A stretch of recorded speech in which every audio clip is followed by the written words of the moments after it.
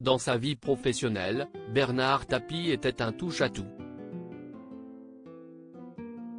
Il a notamment troqué sa tunique d'homme d'affaires avisé, pour celle d'homme politique à la fin des années 80.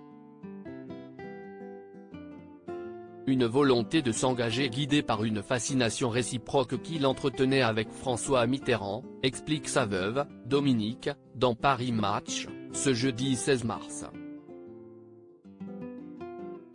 Élu député des Bouches-du-Rhône en 1989, Bernard Tapie a également accepté un poste au gouvernement en 1992.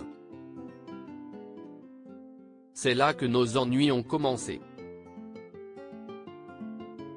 La politique a fini par le détruire, concède, près de 30 ans après, Dominique Tapie.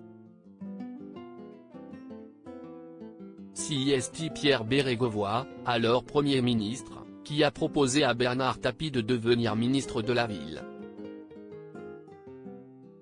Il n'a pas réfléchi une seconde, se souvient encore Dominique Tapie auprès de nos confrères de Paris Match. Le père de 4 enfants n'a pas hésité à abandonner ses autres activités pour se consacrer à ses tâches gouvernementales. Un choix qui n'était pas forcément partagé par sa femme. Je n'étais pas d'accord mais j'avais pris le parti depuis longtemps de ne jamais lui poser des questions sur ses affaires, encore moins de lui donner des conseils. De toute façon, il n'écoutait que lui, indique Dominique Tapie, à Paris Match, ce jeudi 16 mars. Avec le recul, la veuve de Bernard Tapie est même catégorique, aujourd'hui, elle lui interdirait de faire de la politique. Obsèques de Bernard Tapie, sa veuve et ses enfants réunis pour un dernier adieu. Dominique Tapie ne supportait pas l'activité politique de son mari. L'engagement politique de Bernard Tapie a longtemps été un sujet majeur de désaccord avec son épouse.